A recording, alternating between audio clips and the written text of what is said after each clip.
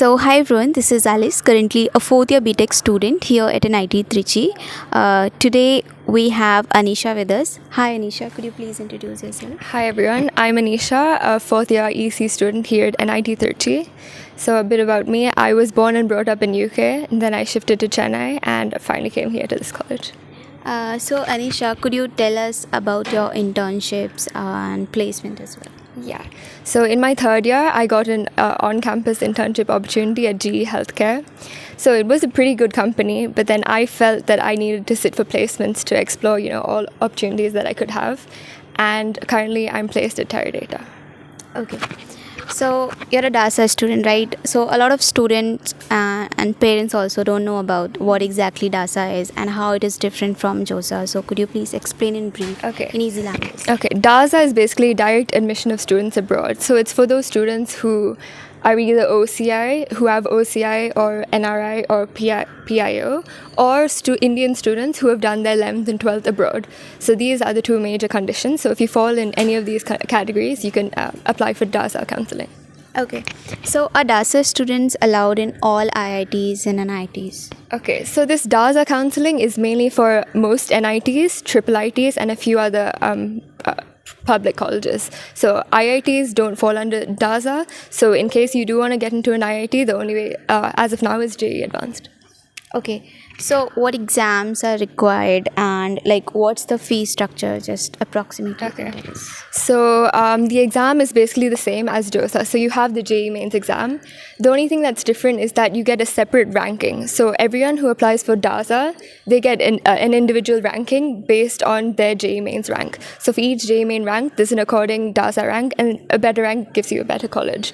And coming to the fee structure, there's 3 different categories in DASA. So you have non-SARC, which is the non-SARC countries like UK, USA. Then you have SARC countries, so SARC is a separate category. And third, you have CIWG, which is for Gulf regions. So in the non-SARC category, you basically have to pay 3 times the amount, which is around 30 lakhs. And when you come to the SARC category, it's half the amount. And CIWG is lower. It's more or less the same as the Indian tuition fee. And hostel fee is mostly the same as Indian. So if parents are NRIs and students studied in India, so are they eligible for DASA? So that is only eligible. They're only eligible if they have OCI, PIO, or NRI citizenship. So in case the student is Indian and they haven't done the 11th and 12th abroad, they're not eligible. Okay. So why did you choose, ECE here? You must have a lot of options other than ECE as well. Yeah. CSE and other NITs, then why? So I was getting CSE, I guess NIT or Kerala. Yeah. The thing is, one factor for me is, a majority of the students, I feel we only know about CSE. So that is one reason why I feel this interview is going to help people, because we don't exactly know about branches just after finishing school. Okay. So for me, I wanted CSE personally, but then being from South India and the fact that NIT Trichy is the number one NIT, these two factors kind of made me choose brand value. Yeah, brand value. At the same time, I did do some research about ECE, and I found out that you do have scope into going into software. So it's not a problem, honestly. If you want to do software, you can switch. Okay. So could you tell us a little bit about what exactly ECE and what are the subjects you guys studied and how it is different from EEE? Okay, so ECE focuses mainly on communication. So you have communication subjects, you have analog, digital, you have signals and systems, which you learn mainly about different operations and signals. Apart from this, you have embedded systems. So you have hardware, which is embedded systems, computer architecture and organization. We also have VLSI, which is mainly regarding chip design and fabrication. So ECE focuses mainly on kind of combining the hardware and software part. So compared to EEE, which is a focus on electronics, ECE kind of is more related to software, I'd say. It gives you a stronger foundation. So in case you do plan to switch to software, you have a strong foundation. Okay. How much maths and physics is involved? Is it different from JEE and how hard it is? Is it very hectic to manage ECE? Okay, so there is a lot of math involved. especially in subjects like signals and systems, communication, VLSI. So there is a lot of formulas involved, math involved, physics. So after studying for JEE, I don't think anyone would find it that difficult. I mean, it is difficult, but compared to the JEE preparation that we did, it's not going to be tougher. Okay. So do you guys have software subjects also in your curriculum? If yes, what are they? Okay, so as such, we don't have any software subjects. We have open electives. So I did do machine learning. So we have a choice to take open electives. Apart from that, we have minors. So minor, you could do DSA. You could do other subjects related to CS theory. So it's not in our curriculum, but you could do it separately as a minor. Okay.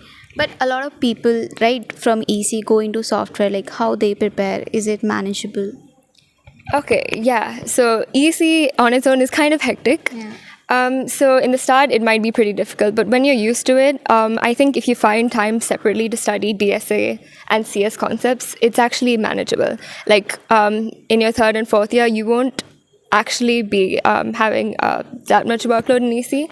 So if you do study the topics necessary on your own, you can actually sit for software placements.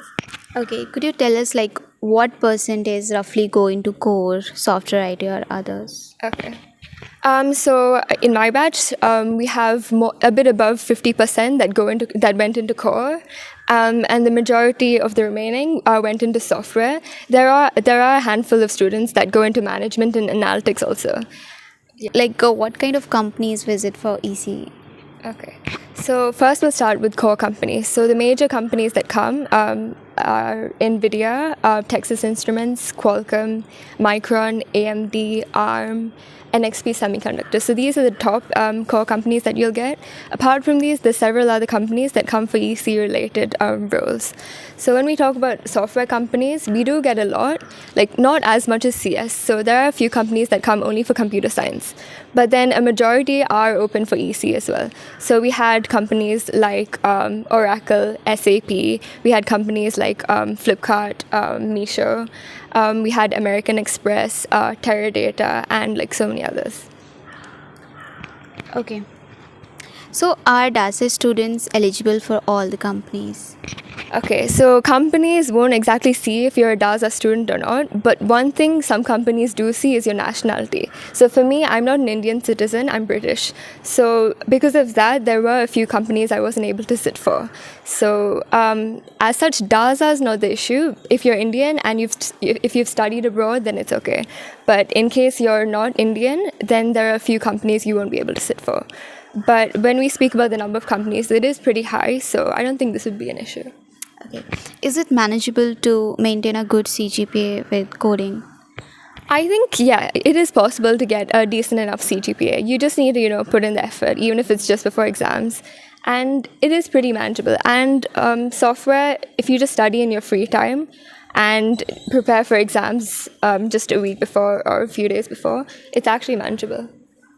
Okay, so do you think like EC is overrated or it is worth it exactly?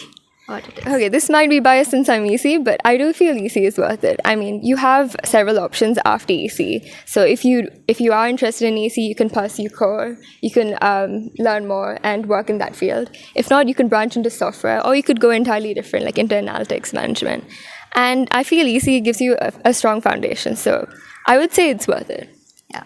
So if a student or parent is like confused right now, like who should take it or who should avoid it, like what would you advise?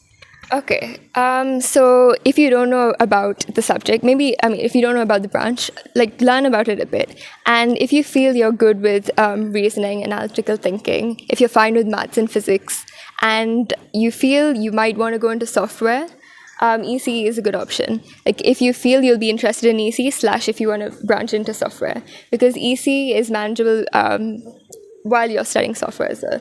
So if you feel that math and physics isn't exactly for you and you'd want to study CS, like proper computer science, then maybe computer science in another college would be a better option.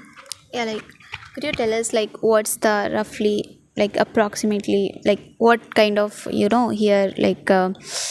placement scenario? Okay, so for us, in ECE, in this, 100 students are placed. So which is a pretty good number, because I think 10 to 20 are opting for higher studies. So apart from a couple, like, we have pretty good placements. Okay, so placement is not an issue here. Okay. Anything else you would like to advise to your juniors or Okay. to join? If you want to join NIT Trichy, I mean, I'd say it's a really good option, and especially ECE. I mean, I might be biased, but ECE is a pretty good choice. And after coming to college, like, don't focus on your subjects alone. I mean, that is very important. That is one of the most important things. But then find time to, explore into what you think you'd be interested in, join different clubs, and, meet people, make connections, make friends. Yeah, last question, like, what's the girls to boys ratio in your class in ECE?